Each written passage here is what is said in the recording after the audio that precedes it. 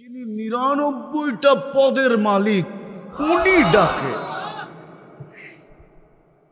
উনি ডাকে না আসে তো না আসে কি কইরা, অথচ ২৪ ঘন্টা ভোগ করে ওনারটা সার্ভিস দিতেছেন, ২৪ ঘন্টা ফ্রি। উনি রহমতের ছোঁয়া লাগছে দেখেই তো এই অবস্থা। রহমতের ছোঁয়া না লাগলে একদিনও পারতেন না। হ্যাঁ, এই জন্যই তো ওলামা লিখতে বাধ্য হয়েছে রহমান আর দুনিয়া। হায়, দুনিয়ার সবাইকে রহমতের ছোঁয়া দিয়া দিছেন, কিচ্ছু বলেন না, শুধু এতটুকু বলে না বেরুন কাইফা তা'মালুন। আল্লাহ বলে আমি তাকায় তাকায় দেখি তুই করিস কি করিস, শুধু আমি দেখতে থাকি আর চিৎকার দিতে থাকি, মান গাররাকা বিরাব্বিকাল কারীম। আমার মতো দয়ালু রব থেকে তোকে দূরে সরাইলো তো সরাইলো কে? আবার এটাও বলেন কুতিলাল ইনসানু মা আকফারা, ও মানুষ, সৃষ্টির ভিতরে তোরে শ্রেষ্ঠত্ব দিলাম, তুই অকৃতজ্ঞ হস কি কইরা? সব অকৃতজ্ঞ হয়ে গেলে মনকে বুঝানো যেত, যুক্তি ছিল যে আল্লাহ কোনো সৃষ্টির কোনো বিনিময় নাই, কোনো প্রতিদান নাই, কোনো জান্নাত নাই, কোনো জাহান্নাম নাই। আমাদের প্রতিদান আছে, প্রতিদান। আমাদেরকে কিনবেন তো জান্নাত দিয়া কিনবেন। আল্লাহ ঘোষণা দিছে আমি জান্নাত দিয়ে কিনবো, কাগজ দিয়ে না। তোমাকে আমি জান্নাত দিয়ে কিনতে প্রস্তুত। ইন্নাল্লাহ আশতারা, কোরআন বলে আমি তোমাকে জান্নাত দিয়ে কিনবো। তোমার প্রতিদান আছে, তুমি সুবহানাল্লাহ বলতে দেরি, সৌরজগৎ অর্ধেক নেকি দিয়া ভরতে দেরি হয় না। অথচ সমগ্র সৃষ্টি জন্ম লগ্ন থেকে নিয়ে কিয়ামতের সকাল পর্যন্ত আল্লাহর গুণগান গাবে, গাইতেছে, গাইতেছিল, গাইতে থাকবে। এক সেকেন্ডের জন্য বিমুখ হওয়া এদের জন্য সুযোগ নাই। লা ইয়াকফাল ওয়ালা ইয়ালতাফিত, এদিক ওদিক তাকানোরও সুযোগ নাই, বিমুখ হওয়ারও সুযোগ নাই। তারফাতা আইন, চোখের পলক ঝপতে যতটুকু সময় লাগে এতটুকু সময়ের জন্য। আল্লাহ বলে সবগুলা যদি জমা করি তোর এক সুবহানাল্লাহর সামনে বিন্দুও হবে না, বিন্দু। এত বড় বিনিময় দিতেছেন। আল্লাহ বলে তুই অকৃতজ্ঞ হলি কি করে? ওই আল্লাহর রহমতের ছোঁয়া আছে দেখা, নাইলে 5 বার ডাকে কে? কে ডাকে? নিজের জন্য ডাকে? আমার জন্যই তো ডাকে, আমাকে মূল্যায়িত করার জন্য, মূল্যবান বানানোর জন্যই তো ডাকে। যতটুকু শুনবো, যতক্ষণ শুনবো বা কথা যতক্ষণ চলে, পরিপূর্ণ মনোযোগ দিয়ে শুনবো, কেননা এটা আল্লাহর আদেশ। ইদা কুরিয়াল কোরআন ফাস্তামিউ, যখন কোরআনি কথা শোনো বা কোরআন শোনো, পরিপূর্ণ মনোযোগ দিয়ে শোনো। দ্বিতীয় আল্লাহর আদেশ হলো আনসিতু, পরিবেশটাকে বিলকুল নীরব আর নির্জুম রাখো। এই আদেশ সবার জন্য, দূরে বসেও যে শুনতেছে তার জন্য আদেশ, মনোযোগ দিয়ে শোনো, পরিবেশটাকে নির্জুম রেখা শোনো। লাভ কি হবে? লাআল্লাকুম তুরহামুন, তাইলে কিন্তু আল্লাহর রহমতের ছোঁয়া লাগবে, ছোঁয়া।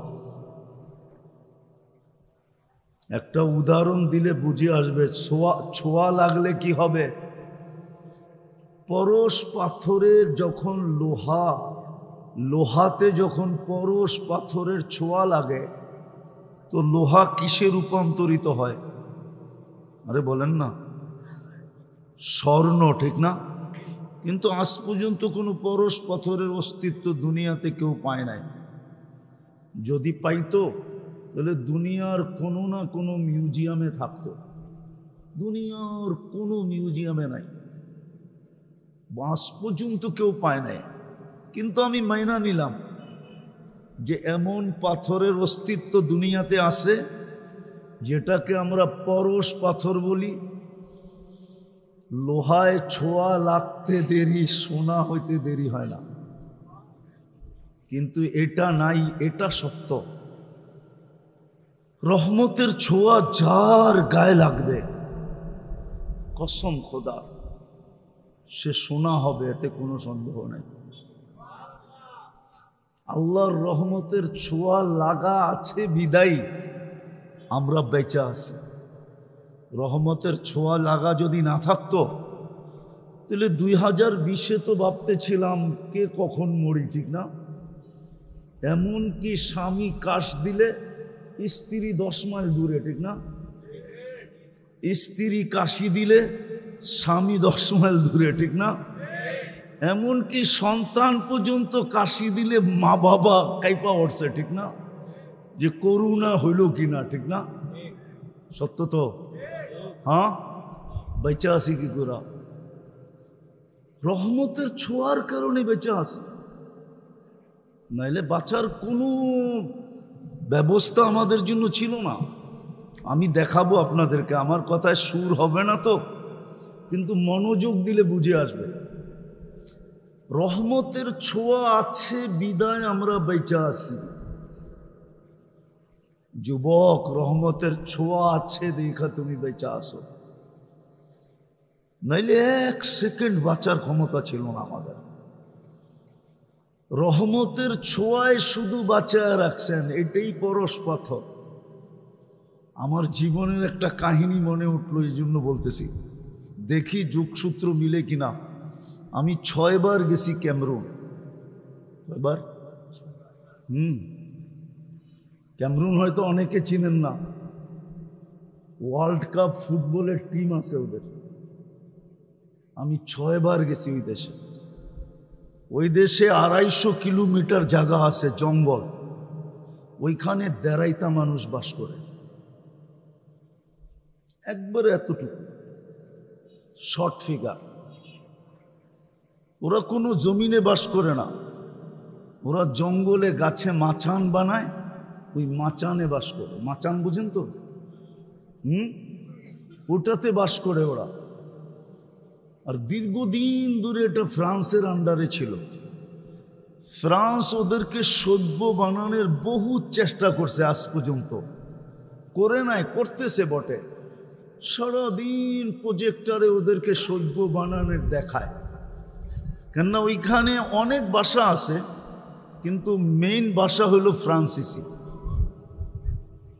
তো ওদেরকে সারাদিন সভ্য হওয়ার প্রজেক্টরে দেখায়। ওদের কাছে ছোট ছোট দাও আছে সবার সাথে, আর কাপড় অতটুকু আছে যেটা না বললেই নয়।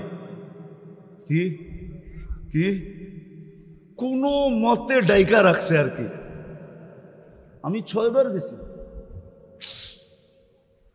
তো সভ্য আজ পর্যন্ত একটাও বানাইতে পারে না। ওরা সারাদিন প্রজেক্টরে দেখে, বিকালবেলা আসলে দাও দিয়া সব কাইটা ফাইটা ছিঁড়া মিরা আবার ওই মাচানে যায় ওঠে।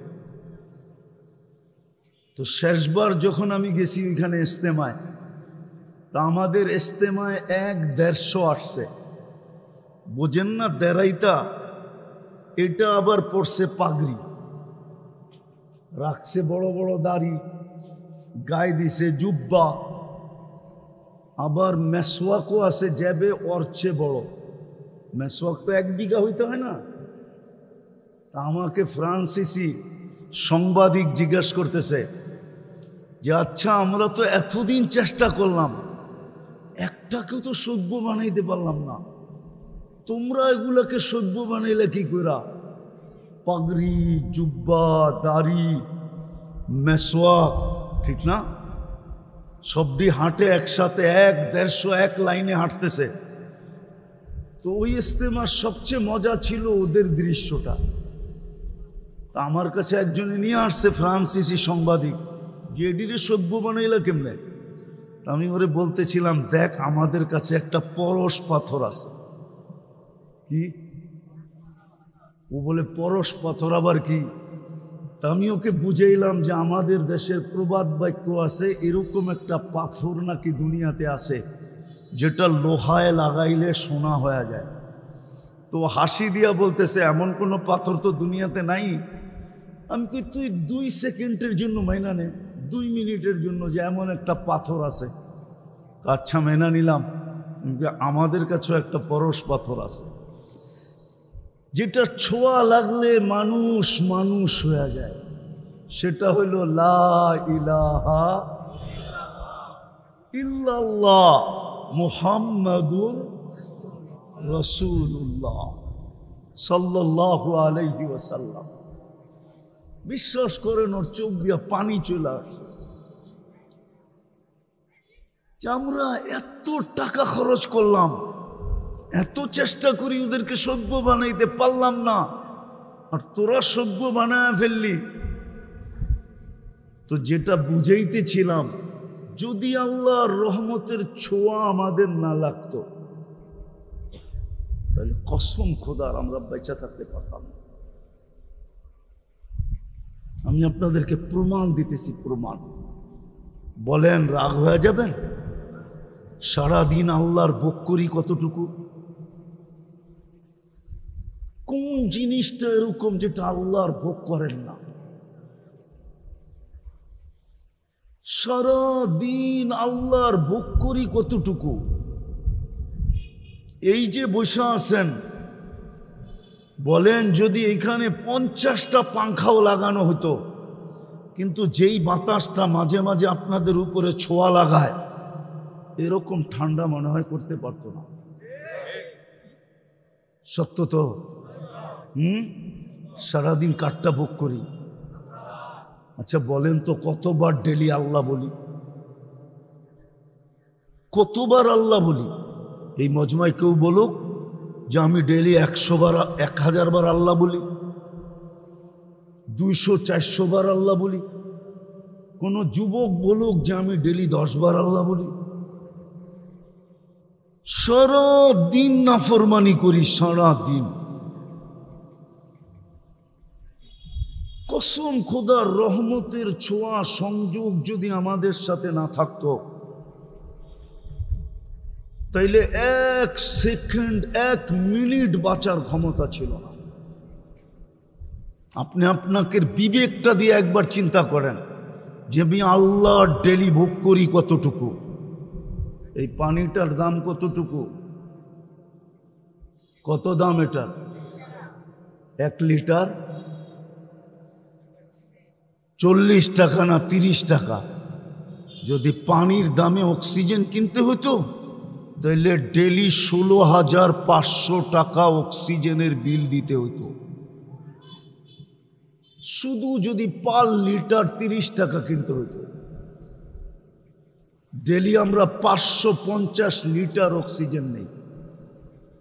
বিশ্বাস না হলে এখন নেটে সার্চ দেন আর WHO-কে জিজ্ঞাসা করেন যে পার হেড আমরা ডেলি অক্সিজেন কতটুকু নেই 24 ঘন্টায়।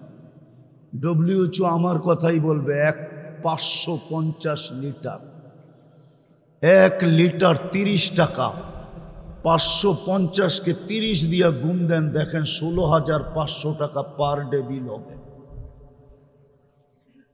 রহমতের ছোঁয়া না লাগলে আপনাকে বিনা পয়সায় দিতেছে, তো দিতেছে কি কইরা? মাসে তো 4,95,000 টাকা বিল হইতো পানির দামে কিনলে। পানির দামে 1 পয়সা যদি শ্বাসের বিল হইতো। অথচ আমি রূপগঞ্জে বসা বলতেছি, রূপগঞ্জে, থানা তো রূপগঞ্জ, ঠিক না? হ্যাঁ, বাংলাদেশের প্রথম সারির শিল্পপতি যমুনার মালিক আমাদেরকে শিখায়া গেছেন করুণা লগ্নে 2020-এ স্বাভাবিক শ্বাসের দাম কত, স্বাভাবিক শ্বাস নেওয়ার দাম কত শিখায় গেছিলেন।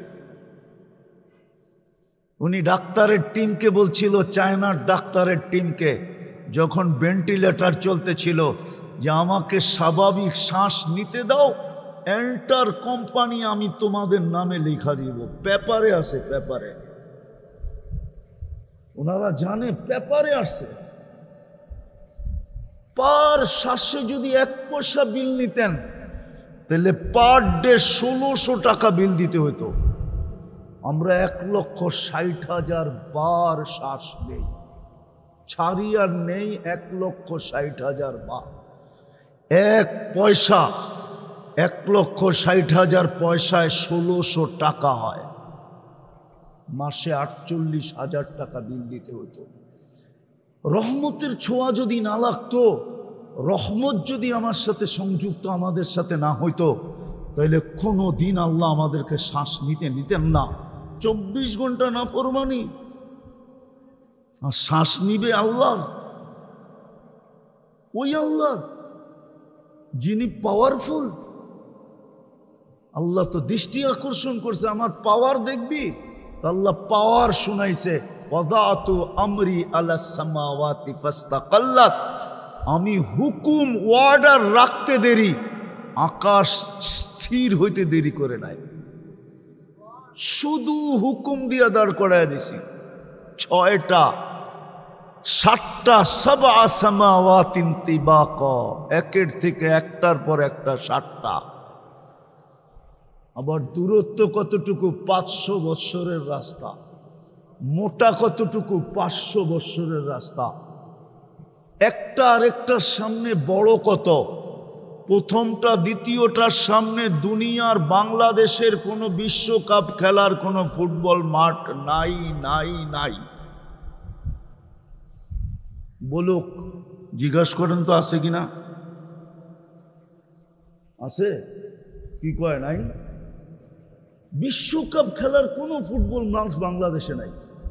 কেননা বিশ্বকাপ যেখানে হবে ওটার জন্য 2 থেকে 2.5 লক্ষ কমসে কম ধারণ ক্ষমতা হইতে হবে, দর্শনার্থীর ধারণ ক্ষমতা হইতে হবে।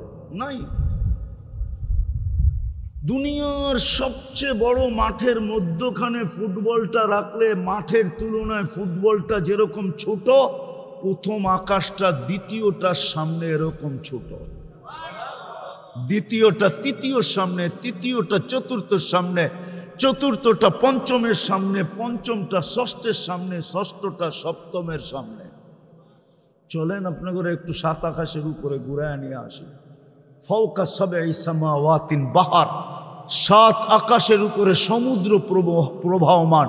উমুকুহু কামা বাইনাস সামাই ওয়াল আরদ, আকাশ জমিনের দূরত্ব যতটুকু এতটুকু হলো সমুদ্রের গভীরতা। ফিহি সামানিয়াতু আওয়াল, এর ভিতরে 8 ফেরেশতা দাঁড়ানো। মা ওয়াসালা মা উল বাহরি ইলা রুকবাতিহিন্না, হাঁটু পর্যন্ত সমুদ্রের পানি আসে নাই। 2 জনের দূরত্ব হলো 50 আলফা সানা, 50,000 বৎসরের রাস্তা। এক এক কান্দা হইল মিন শাহমাতি উদুনিহি ইলা আতিকিহি 700 আম, এক এক কান্দা হইল 700 বৎসরের রাস্তা। আলা আনাকিহিম আরশুর রহমান, এদের কাঁধে আল্লাহর আরশ। আর কুরআন বলে ওয়াকানা আরশুহু আলাল মা, আল্লাহর আরশ পানির উপরে। শুধু হুকুম দিয়ে দাঁড় করায় দিছে। উনি হলেন আল্লাহ, শুধু আকাশ না। বাকি হাদিস লম্বা, ওয়াদাতু আলাল আরদি ফাস্তাকাররাত, আল্লাহ বলে জমিনের উপরে হুকুম রাখতে দেরি, পানির উপরে বাসমান হইতে দেরি হয় নাই। আমাদের নিচে পানি আর পানি, পাইপ গাললে পানি উঠে করতে কা, পানি না হলে পানির উপরে বিছায়া রাখছেন। এটা উপরের লেয়ারটা পানির উপরে বিছানো, যেটার উপরে আমাদের বসবাস, হুকুম দিয়া বসায় রাখছেন পানির উপরে। এরকম লম্বা হাদিস যার এতটুকু পাওয়ার, আপনি সারাদিন নাফরমানি করবেন আর সারাদিন শ্বাস নিবেন, এটা পসিবল হয়তো হয় কি করে? শুধু রহমতের ছোঁয়ার কারণে। কি রহমতের? ওলামা আমার সাথে একমত হবে, রহমান আর দুনিয়া, আল্লাহ দুনিয়ায় সবার জন্য দয়ালু, রহমতের ছোঁয়া লাগায় রাখছেন।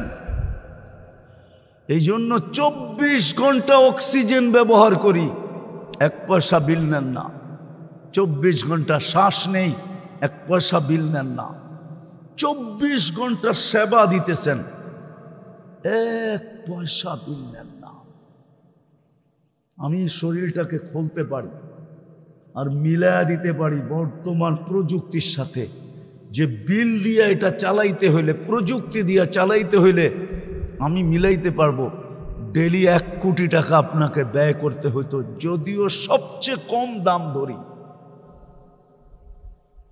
কসম খোদা মিলায়া দেওয়া যাবে। শিক্ষিত মানুষ ওনারা, আমি বুঝাইতেছি আপনাদেরকে, ডেলি 80,000 বার আপনার আমার ভিতর থেকে কার্বন ডাই অক্সাইড বাইর করে। কতবার?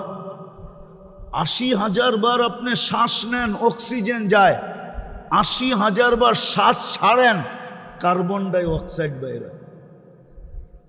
দুনিয়াতে কোনো মেশিন বাহির হয় না এখনো, বিজ্ঞানের হাত ওই পর্যন্ত লম্বা হয় না যে কোনো মেশিন আবিষ্কার করছে কারো ভিতরে যদি কার্বন ডাই অক্সাইড জমা হয়ে যায় মেশিন দিয়ে এটাকে কিউর করবে। রব্বে কাবার কসম, এখন পর্যন্ত কোনো মেশিন আসে না।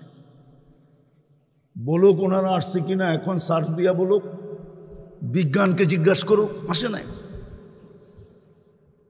আল্লাহ ডেলি 80,000 বার আমাদের ভিতর থেকে কার্বন ডাই অক্সাইডকে বের করে। 24 ঘন্টা যদি বাহির না করে তো 25তম ঘন্টায় আপনার জানাজা হবে, এতে কোনো সন্দেহ নাই। 25তম ঘন্টায় জমতে জমতে জমতে জমতে শ্বাস টানা বন্ধ হয়ে যাবে, ফুসফুস কাম করা ছেড়ে দিবে, আর আপনি টানতে পারবেন না, বিলকুল অফ হয়ে যাবে। তো যেটা বুঝাইতেছিলাম, রহমতের ছোঁয়া লাগলে, লাগা আছে বিদায় আমরা এখনো বেঁচে আছি, এখনো চলতেছি। নাইলে একটা কথা আপনি বলেন, আমি লম্বা করব না, ওয়াজ অনেকক্ষণ ধরে আমি শুনতেছিলাম ঘরে বসা বসা, আর লম্বার প্রয়োজনও নাই। অল্পতে যদি বুঝে তাইলে বোঝা সহজ। অল্পতে আপনি বলেন 99টা পদের মালিক যিনি, সেবা বাদ দিলাম, 24 ঘন্টা সেবা করে কে আমাদেরকে? বকরি কাঠটা 24 ঘন্টা বাদ দিলাম এটা। বলেন 24 ঘন্টায় 5 বার আমাদেরকে ডাকে কে? কোন আল্লাহ? কেমন পাওয়ারফুল আল্লাহ! শুধু এইখানেই শেষ? আমি তো এই জন্য আমার সমাজের শিক্ষিত মানুষের পায়ে ধরতে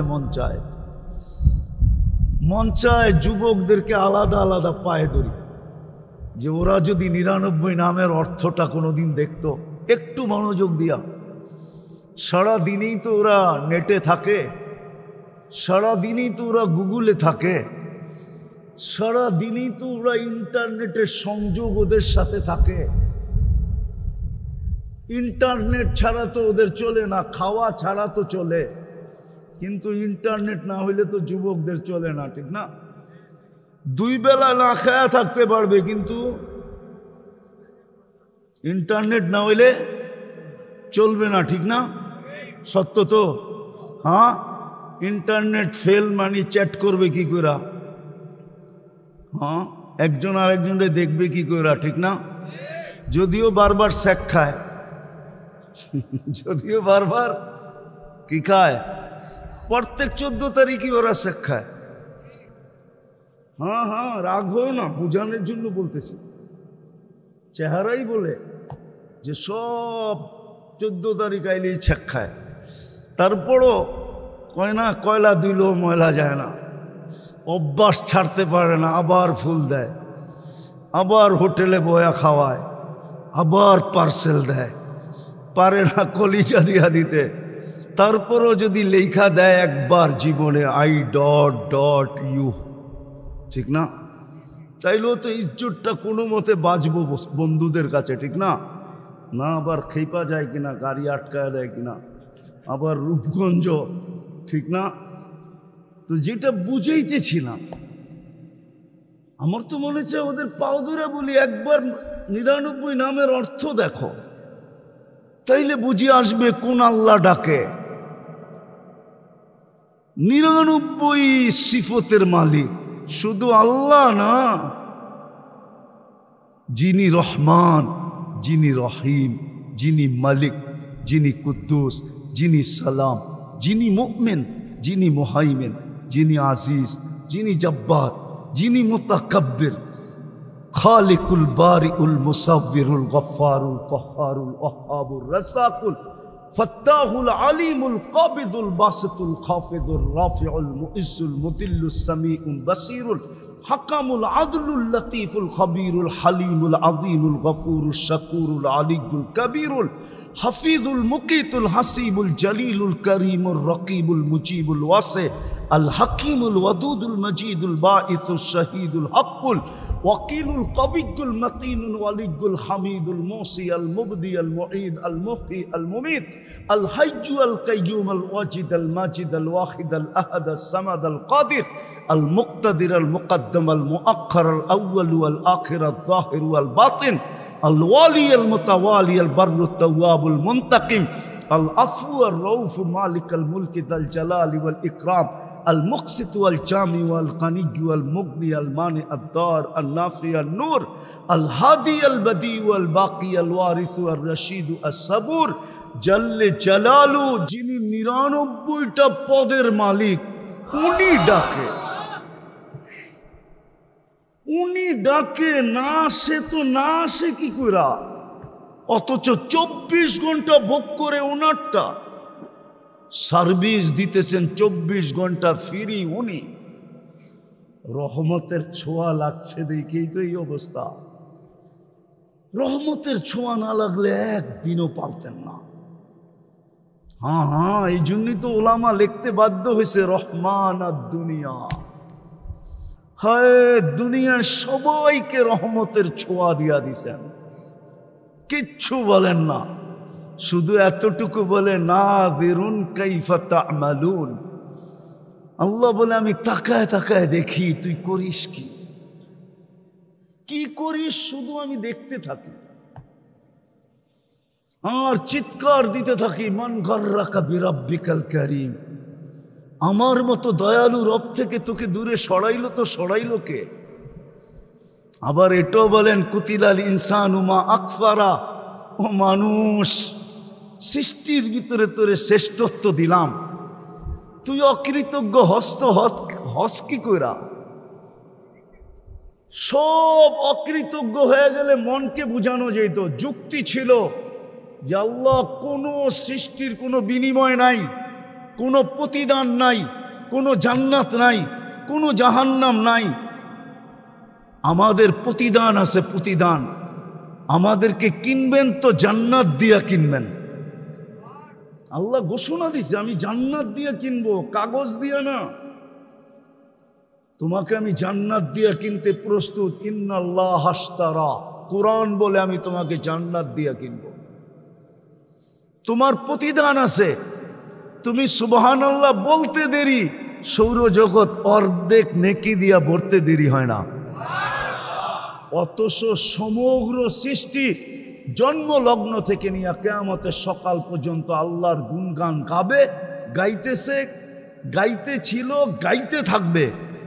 এক সেকেন্ডের জন্য বিমুখ হওয়া এদের জন্য সুযোগ নাই। লা ইয়াগফাল ওয়ালা ইয়ালতাফিত, এদিক ওদিক তাকানোরও সুযোগ নাই, বিমুখ হওয়ারও সুযোগ নাই। তারফাতা আইন, চোখের পলক ঝপতে যতটুকু সময় লাগে এতটুকু সময়ের জন্য। আল্লাহ বলে সবগুলা যদি জমা করি তোর এক সুবহানাল্লাহর সামনে বিন্দুও হবে না, বিন্দু। এত বড় বিনিময় দিতেছেন। আল্লাহ বলে তুই অকৃতজ্ঞ হলি কি করে? ওই আল্লাহর রহমতের ছোঁয়া আছে দেখা নাইলে 5 বার ডাকে। কে ডাকে? নিজের জন্য ডাকে? আমার জন্যই তো ডাকে। আমাকে মূল্যায়িত করার জন্য, মূল্যবান বানানোর জন্যই তো ডাকে।